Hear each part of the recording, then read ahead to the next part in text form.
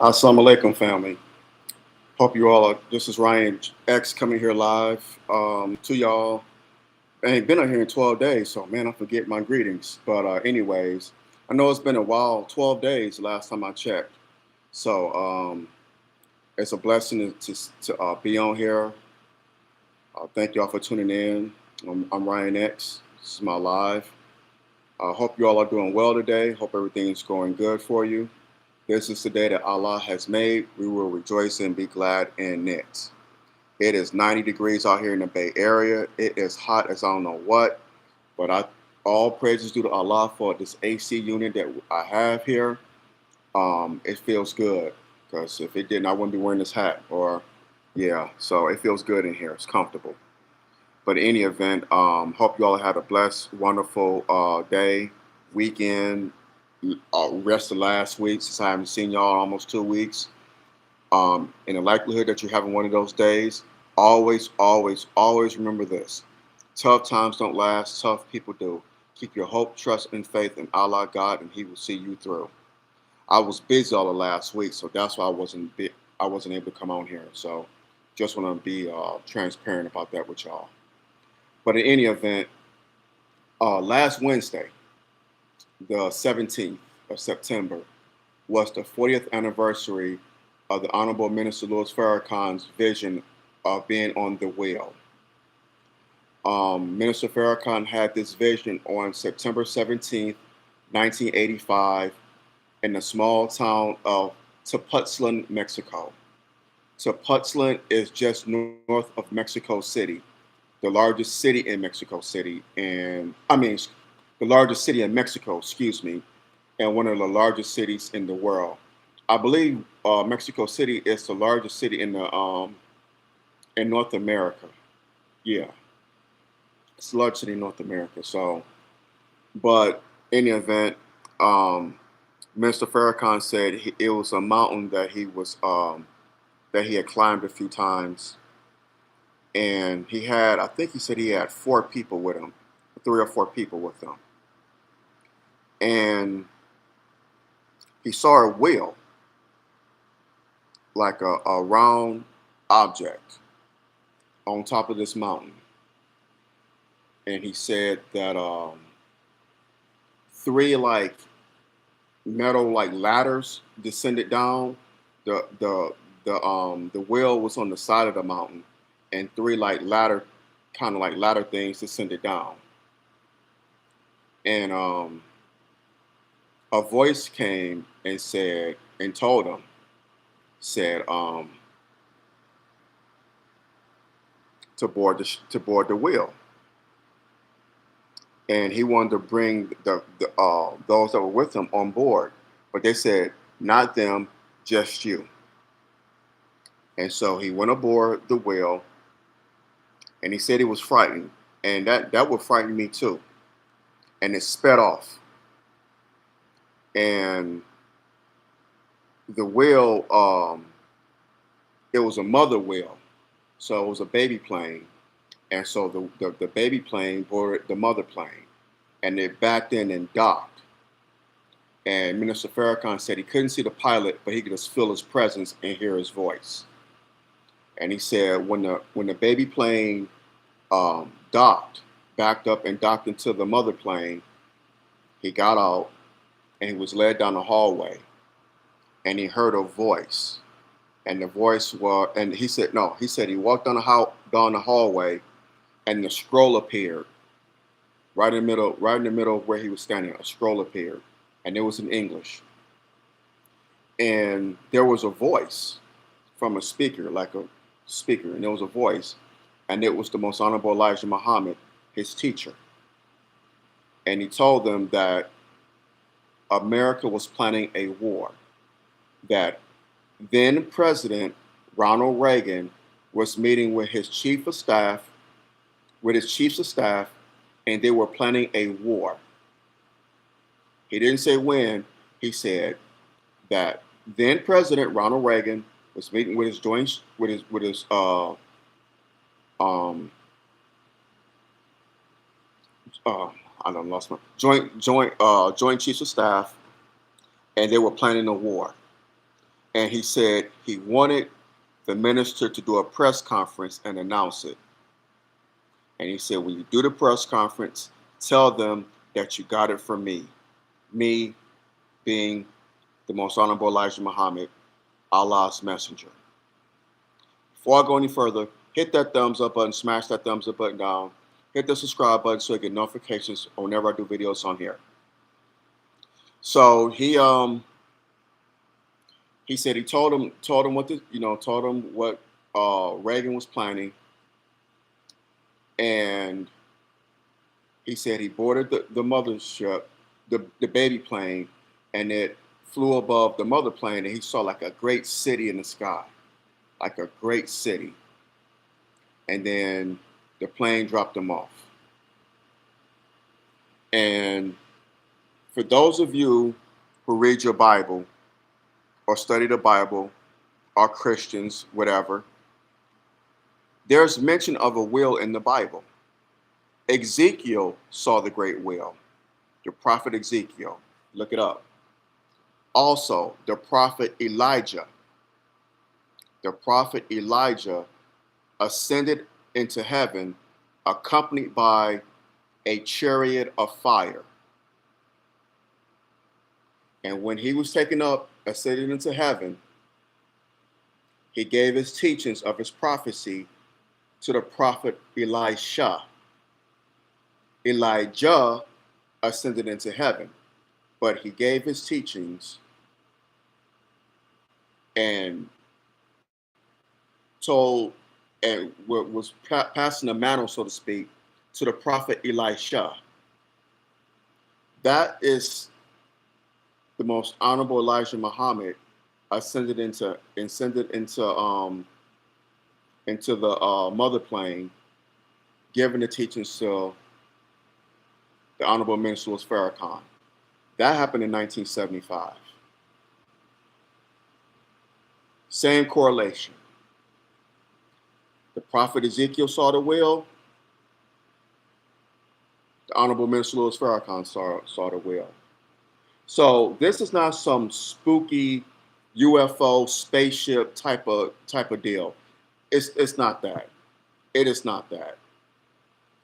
And to prove it, our government, the U.S. government, has spent multi-billions of dollars investigating what's going on above us. They just had a hearing last week or 2 weeks ago. Just had a hearing. So this isn't some, oh, y'all niggas believe in spaceships and flying saucers. No, no, no, no, no, no, no, no. No, sir. No, ma'am. No. Our own government has been investigating what's going on above us for 80 plus years now. 1942, I'm gonna give you a history lesson. 1942, above Los Angeles. You can look this up. Type in the Battle of Los Angeles, 1942. 3 months after World War II, 3 months after the United States was drawn into World War II by the Japanese attacking Pearl Harbor, I believe it was March of 1942, in Los Angeles, there was a wheel, like a figure up in the sky. Wasn't moving, just it was above Los Angeles. They called out the U.S. Army. The U.S. Army called out their tanks, had their missiles fire at this object, and it was moving like this, moving like this. They fired 14,000.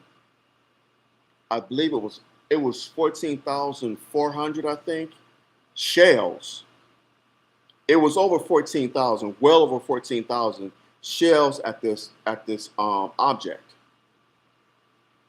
Did not hit it. And thankfully for the U.S. Army,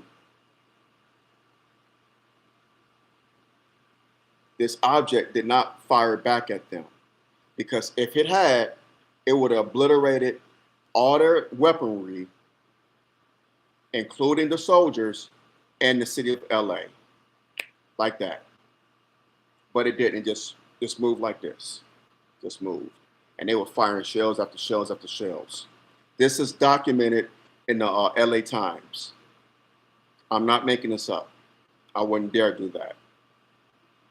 5 people died because they died from shrapnel from the shells. 5 people lost their lives. It's well documented. March of 1942 in Los Angeles.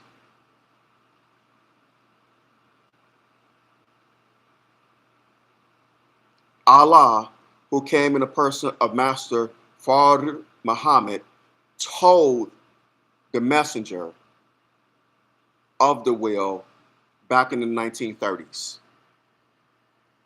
Back in the 1930s, before this happened in Los Angeles. Well before this. So this isn't something that we're making up.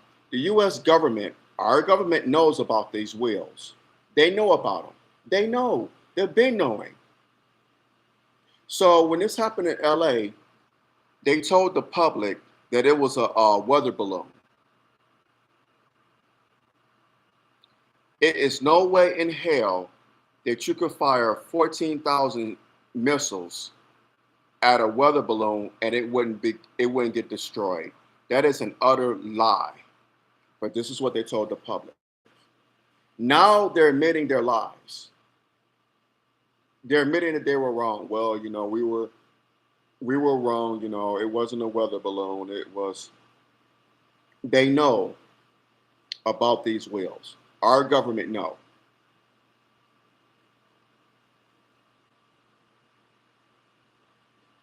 But and the reason why these wheels are appearing now, they've been appearing for 80 plus years because this is a sign of God. It isn't a sign of extraterrestrial, some little green men with funny eyes and narrow heads and narrow bodies. No, it's not ET. It's not Independence Day, those aliens. It's not that. God, this is the work of God, Allah Himself. He's watching over what we're doing. This is God revealing Himself because the America's judgment is upon her, and America's fall is coming, and it's coming fast. So just keep that in mind. So back to the minister's vision. So this is in September 1985. About February or March of 1986, Minister Farrakhan took his family and some believers on a trip to Africa. They went to Ghana and forgot where else they went. But it was in Ghana that he realized that because he did not know who the war was being planned for, what country. But it was in Ghana that he realized that the war was being planned against Libya. Colonel Muammar Gaddafi being planned against Libya. So he said he sent his family back to the United States, and he got on a Russian jet and flew to Tripoli, Libya. And he met with the Libyan officials, and he warned our late dear brother, the great Muammar Gaddafi, may Allah be pleased with him. He warned them that the Reagan administration was going to orchestrate a war on Libya. April of 1986. I remember this. April of 1986. U.S. forces bombed Libya. They knocked out the communications. Uh, um, yeah, they knocked out all their communications. They did a lot of damage in Libya. However, they weren't able to murder our brother, our late brother, Muammar Gaddafi. Allah spared his life and the life of his family. All praise is due to Allah. So our brother, Colonel Muammar Gaddafi, was able to escape that attack. But that was under um, Reagan. 1987, the Atlanta Journal-Constitution and the New York Times published an article. It may have been the New York Times. I know it was the Atlanta Journal-Constitution. They published an article about what Reagan had planned in 1985. They published an article about it. That summer, you had the Iran-Contra scandal.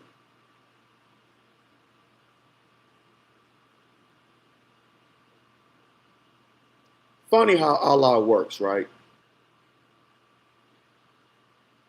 Excuse me, September 1989 in Washington, D.C., 4 years after his vision, and in this video of this, I watched it a few times over the last, I've been watching it a few times over the last few days. The minister gave a press conference about his vision in 1985, 4 years earlier. This is 36 years ago. And he said that the war that Reagan was planning with his Joint Chiefs of Staff was on two fronts, actually three. The war was planned against Libya, the small African nation of Libya. The second war was planned on the Honorable Minister Louis Farrakhan and the Nation of Islam. And the third war was planned on Black people, particularly Black youth. Let me repeat that. The war was planned for Libya, the Honorable Minister Louis Farrakhan, the Nation of Islam, and Black people, particularly the Black youth in America. What was the war on drugs? Who did the war on drugs target during the 1980s? Black youth. No matter what city you lived in, if you lived in Detroit, if you lived in Philly, if you lived in Chicago, if you lived in Houston, New York, LA, Atlanta, it did not matter. That war was planned for us. Oakland is another city that was affected by the war on drugs. San Francisco. It did not matter where you lived, you were a threat. The Reagan administration saw Black youth, particularly young Black men, as a threat. The minister, during his press conference, he spoke about how the LAPD was orchestrating beef between the Bloods and the Crips. He said that the police would go into these neighborhoods and say, when we turn our backs, y'all could kill each other. They would drop off a Blood in a Crip neighborhood and tell them, hey, they did this to one of your homies or one of your friends, so you go ahead and ride on them. And they would turn their back, and they would do the same thing. Drop a Crip off in the Blood neighborhood. They orchestrated. The most honorable Elijah Muhammad said, "You can't never fathom the mind of Satan." I know I'm probably not quoting that 100%, but we cannot fathom the mind of Satan. They orchestrated these beefs so that on the news, on the media, in the media, the most effective devil in America, you could see young Black men with their hands behind their back, kneel down, and with the cops with them behind them with guns. So white America could say, see, this is the problem. This is the problem. This is the face of terror in America. They could point their finger and say, this is the face of terror in America. We need more police. We need more law and order on our streets. Lock away these thugs, these hoodlums, these savages, because this is what was being portrayed on a nightly basis in the media. Young black men with guns pointed toward the back of their heads, and they're in this position. Those of us who are old enough to remember can bear witness to this. You can't fathom the mind of Satan. You can't.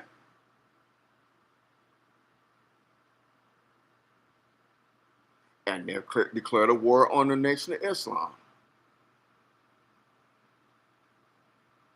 My first officer told me, I think he was processing into the nation.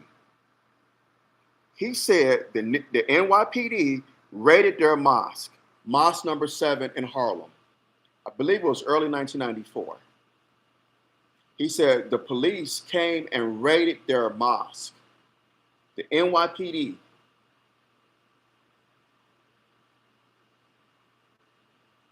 He said his first officer, I believe it was, punched a police horse, knocked that mother out.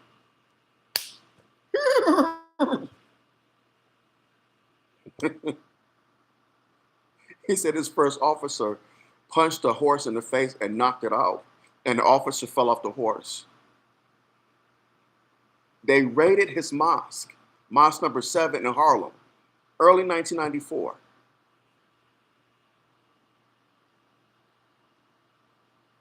I believe the mosque out here was raided, or not, in LA. Yep, the mosque in LA was raided. I believe the one out here in Oakland was too. But they were raiding mosques in the 90s, in the early 90s. The minister went on a tour, Stop the Killing tour, which was the precursor and led up to the Million Man March 30 years ago. Well, it will be 30 years ago on October 16th, 1995. It'd be the 30th anniversary of Million Man March next month. And inshallah, I'm going to do a video on that. Peace, God. Salute to you, soldier. Thank you for tuning in, brother. Happy birthday, by the way. Happy trip around the sun. I'm not going to say how old you are on here, but thank you for tuning in, my brother. Good to see you. He was at the Million Man March. He was blessed to be there. My brother that just tuned in, he was at the Million Man March. But this is the precursor to what led up to Stop the Killing. He was going to every city across the country. Atlanta, Philly, LA, New Orleans. The Stop the Killing tour lecture that the minister was doing in different cities was the precursor and was leading up to the Million Man March in 1995. See, this is what the Most Honorable Elijah Muhammad told the minister in the will.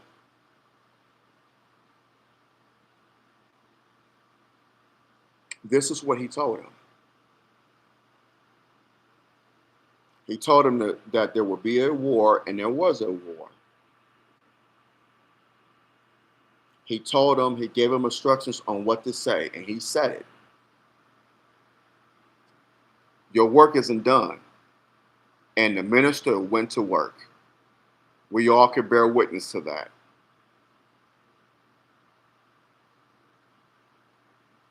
And September and October are significant months in the Nation of Islam. I believe it was 2 weeks ago that it was the 72nd anniversary, wedding anniversary of the most of the it was a 72nd wedding anniversary of the Honorable Minister Louis Farrakhan and Mother Khadijah. I forgot what date it was, but it was this month, 72 years ago. May Allah, may Allah continue to bestow His blessings upon them. Beautiful couple. They are the epitome of black love. 72 years together, a wedded bliss. All praises due to Allah. Alhamdulillah. Wow. Yesterday, September 22nd, September 22nd was the 94th anniversary or commemoration of the Most Honorable Elijah Muhammad meeting God in person, Master Farrakhan Muhammad. They met on September 22nd, 1931 for the very first time. And he taught him for 3 years and 3 months.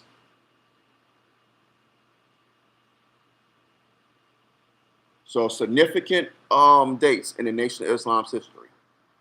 94 years ago yesterday, the messenger met God in person for the very first time. All praises due to Allah. Alhamdulillah. We can never thank Allah enough for interceding into our affairs. We can never thank Him enough. We can never thank Him enough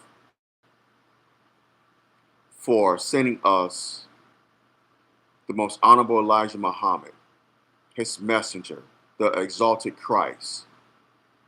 We can never thank Him enough for the messenger, the exalted Christ, the Most Honorable Elijah Muhammad, teaching his student and his national representative, the Honorable Minister Louis Farrakhan. We can never thank Allah enough for doing this for us. And that's sure, you heard of the Trinity, the Holy Trinity in the Bible? They say God the Father, Jesus the Son, and the Holy Spirit.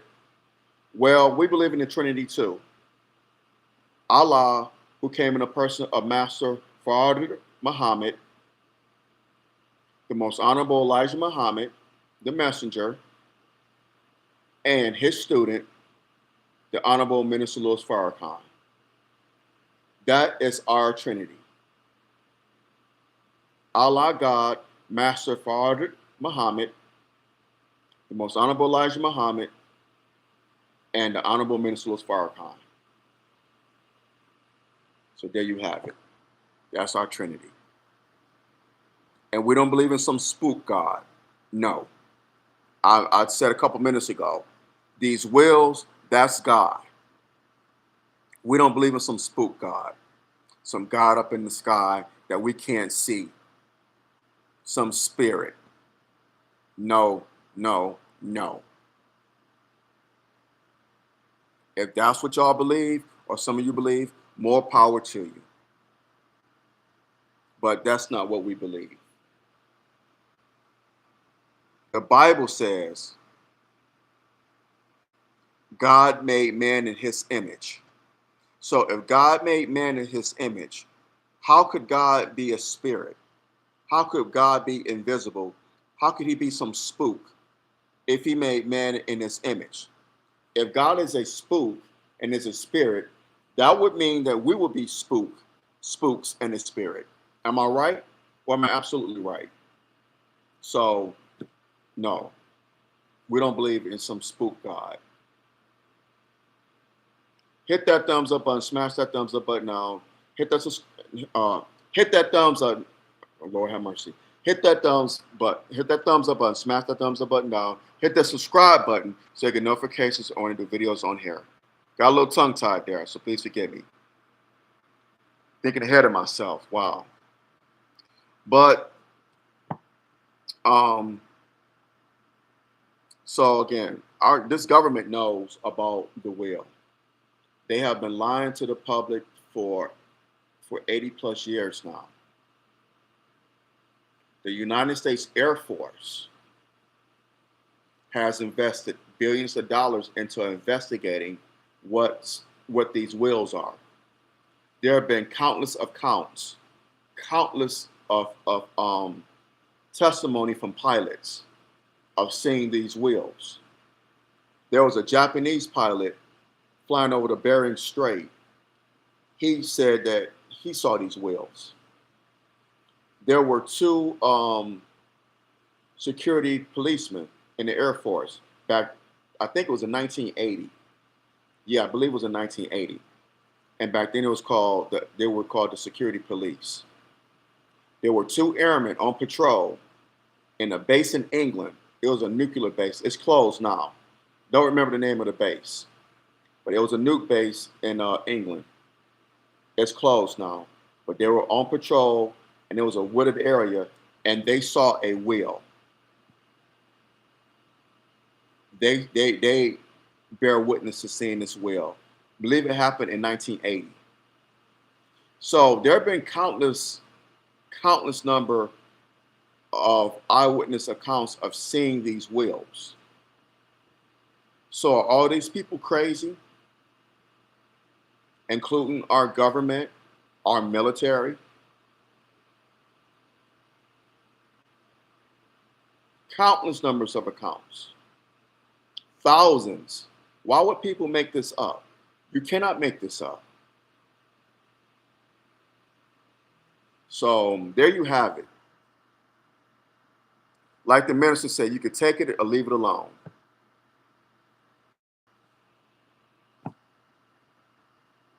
But I thank Allah that the minister had this vision, that he was able to forewarn our late brother, brother Muammar Gaddafi, about Reagan's plans. Brother Gaddafi eventually was taken out by the actual first black president, Barack Obama. Hillary Clinton, on orders from Barack Obama. But the minister said this. Well, not the minister, but they had a Q&A at Mos Mariam last Wednesday that we tuned into. And when I say we, those of us in the nation, we tuned into it. And it was about 3 hours, but it was worth it. It was well worth it. And they mentioned that every president after Reagan declared war on the black community. Let me repeat that again. Every president after Reagan declared war on the black community. George H.W. Bush, who was Reagan's vice president, and, oh, by the way, who was head of the CIA, continued the war on drugs against the black community into the early 90s. He declared war on hip hop. Yep. The American government declared war on hip hop. Those of us who are old enough to remember this can bear witness to it. Bill Clinton, the first black president, declared war on the black community when Joe Biden, who y'all call Uncle Joe, signed that racist legislation into law, the 1994 crime bill, which allowed Clinton to hire more police on the street and build more prisons than any president in U.S. history. Let me repeat that again. The first black president built more prisons than any president in U.S. history. And who did they put into these prisons? Black men and also black women. Destroying our community. This was in the mid-90s. After Bill Clinton, you had George W. Bush, the son of George Herbert Walker Bush. George W. Bush declared war on Islam, the war on terror, 9/11. They orchestrated a war in Afghanistan. They used that as an excuse. Osama bin Laden blew up the Twin Towers in New York, the Pentagon. He attacked the Pentagon, and people lost their lives in rural Pennsylvania when that plane went down.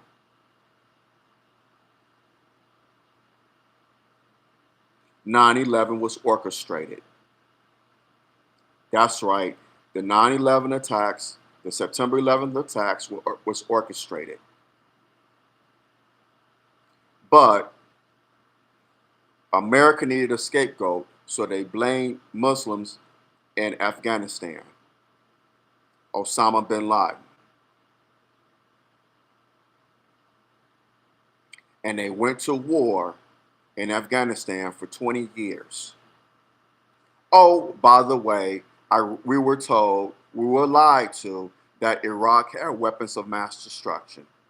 And while we go into war against Afghanistan in the war on terror, we also invaded Iraq a year and a half after 9/11, March of 2003. I remember it vividly because I was in the military. So we had wars in Iraq and Afghanistan based on lies. It was a war on Islam, a war on Muslims. Also, they created another branch, another department in the federal government, Department of Homeland Security, because we were told that was created because it was to protect us from terrorism. That's a lie. The Department of Homeland Security was created to spy on everyday Americans. That's why it was created. We keep it 1,000 on here. The greatest lies, one of the greatest lies ever told. Iraq had weapons of mass destruction. Osama bin Laden and Muslim and Islamic terrorists bombed the Trade Center and the Pentagon, flew planes into the Trade Center, the World Trade Center and the Pentagon. Right. But this is what the nation was told. These were the lies we were told. And then Bush got on TV and said that they did not have weapons of mass destruction. After countless numbers of lives were lost, military, civilian, Iraqi civilians, they murdered Saddam Hussein on some BS. I'm not saying Saddam Hussein was a saint, but neither is America. It was America turned a blind eye during our Iraq-Iran war when Saddam Hussein was using mustard gas against his own people in northern Iraq, the Kurds, the Kurdish people. America knew about it. They knew about it, but they turned a blind eye to it. It wasn't until Saddam Hussein wanted that oil in Kuwait and invaded Kuwait, then he's a terrorist all of a sudden.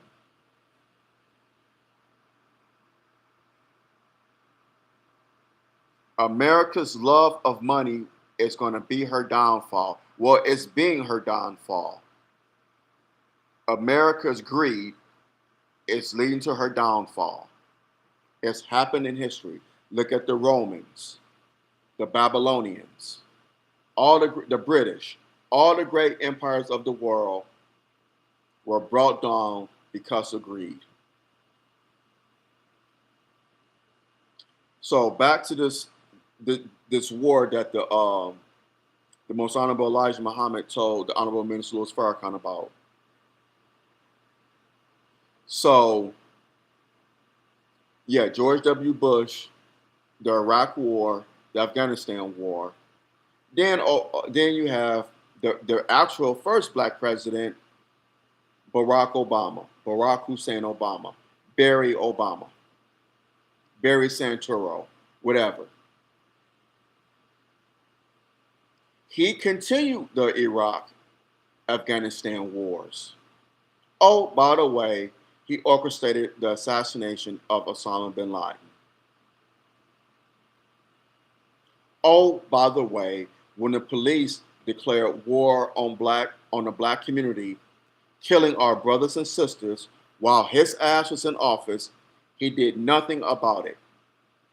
We had a black president and a black attorney general, Eric Holder. Y'all remember that Negro? They did nothing about it when the police was slaughtering our brothers and sisters across this nation. They sat on their hands. Now you have Donald Trump the first time around. Donald Trump continued the war in Afghanistan. He had some bombing missions over, I believe it was in Syria. Yeah, in Syria. Oh, let me go back to Barry Obama. I'm sorry. Let me go back. Rewind. So, Barry Obama, yes, he takes out Osama bin Laden. Oh, by the way, he takes out our dear brother, Muammar Gaddafi. He ordered Hillary Clinton, who was Secretary of State at the time, to take out our dear brother, who was a friend to the black community, Muammar Gaddafi. The Arab uprising, the Arab Spring. Y'all remember that? Spring of 2011. We came, we saw, we killed. Those were the words of Hillary Clinton. And she laughed about it after she said that. Look it up. We came, we saw, we killed. Because Muammar Gaddafi gave both middle fingers to the West, to America and the British and the French. Because America and the British, they wanted his oil. He actually kicked America out of Libya. They had bases there. He kicked them out. He gifted the Most Honorable Elijah Muhammad Mas Mariam.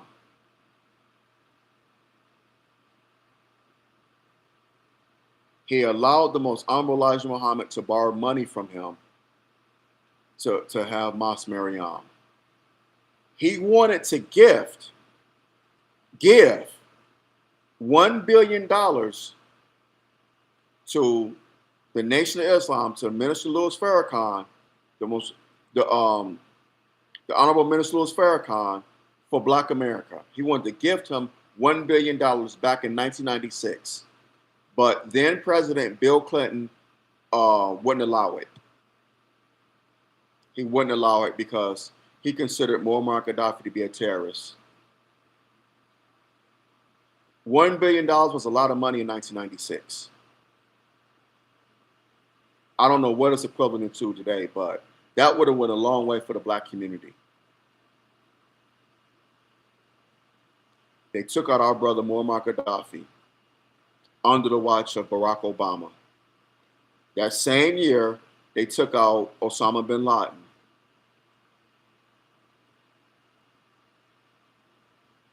They caused uprisings in Egypt and in Libya. Libya was the richest nation in Africa, on the African continent. Now Libya has been turned into a slave colony. Libya is a slave colony now, and we did it all in the name of democracy. You can't fathom the mind of Satan.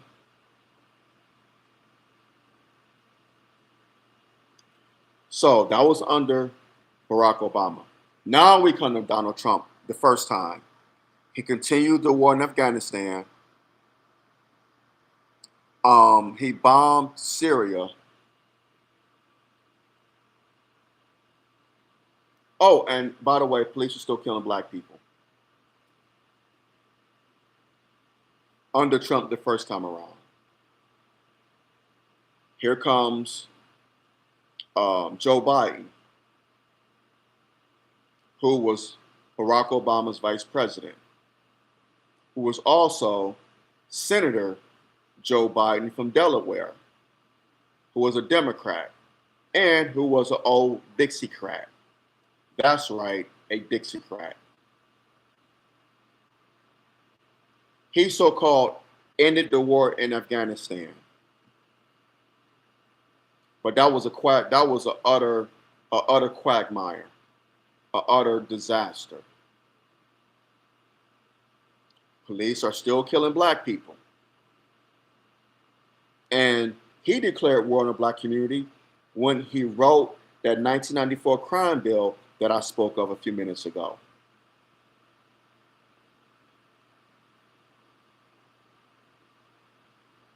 So the war on black America and Muslim and Islam continues.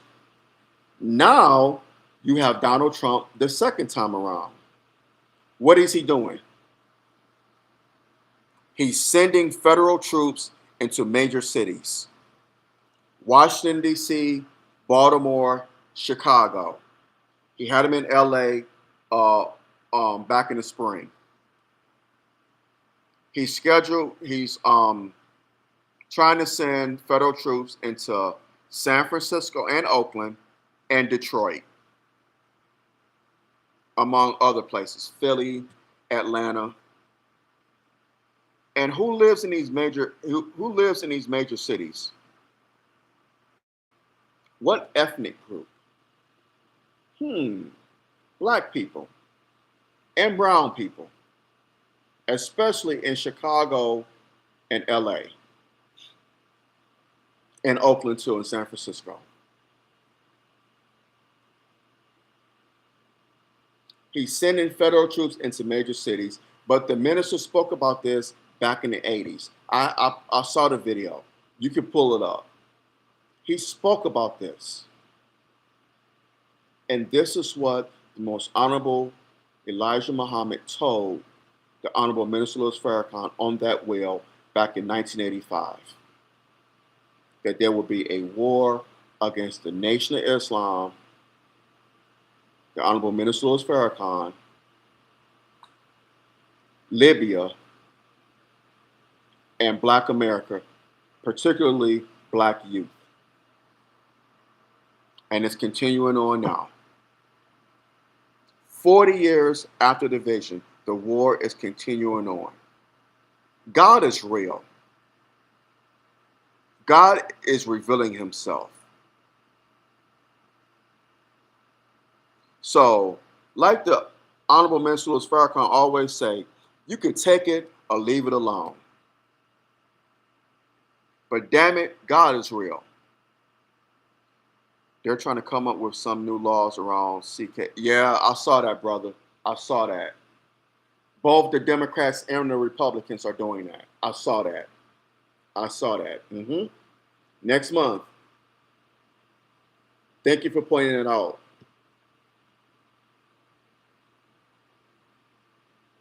And then they're trying to blame black people for that. The war on Black America continues, particularly the Black youth. They're continuing the war. So I don't think I could be more clear on this. I think I broke this down. I hope that I broke this down in a way where everyone could see where I was coming from. If I did, drop your comments below. Let me know what you think about this video. And please share it. Share it. Flood the algorithm with this video. Share it on all platforms because we have to have a conversation about how real God is and what the most honorable Elijah Muhammad revealed to the Honorable Minister Louis Farrakhan 40 years ago. We have got to have this conversation, y'all. Please. Hit that thumbs up button. Smash that thumbs up button now. Hit that subscribe button so you get notifications or when I do videos on here. Support my YouTube channel. It'd be greatly appreciated. Thank y'all for tuning in. Thank y'all for rocking with me. Um, I really appreciate it. I don't take it for granted at all.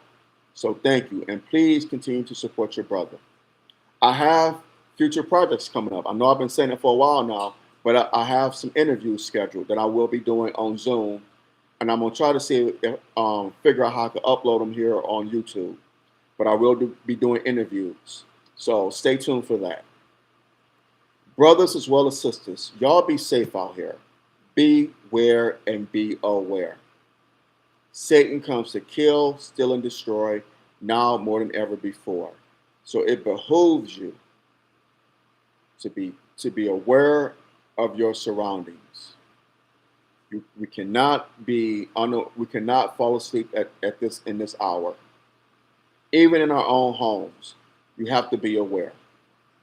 You have to beware and be aware. Whether you're going to work, coming home from work, dropping your children off at school, picking them up, running errands, on vacation, at home doing nothing, it doesn't matter.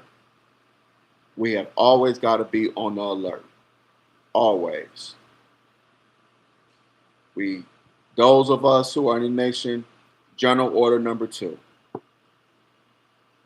We always got to adhere to General Order number 2. So on that note, I love y'all. Y'all have a blessed rest of your day. I will talk to y'all sooner than later, inshallah. And y'all just take care. Those of us in the Bay Area, stay hydrated, stay cool. I am. This cold pressed drink here, Evolution. I'm giving them some free advertisement. Real good stuff. My brother King Lee pointed this out to me, I think almost 2 years, a year and a half ago now. Yup. Thank you for that, brother. So just stay hydrated. This drink here is watermelon juice and lemon juice, and it's cold pressed, no preservatives, and very little sugar. I believe that's how much sugar.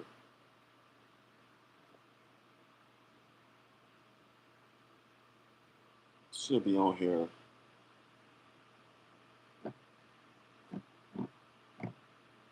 Oh well, not that much sugar, but I believe it's like 4% or something like that.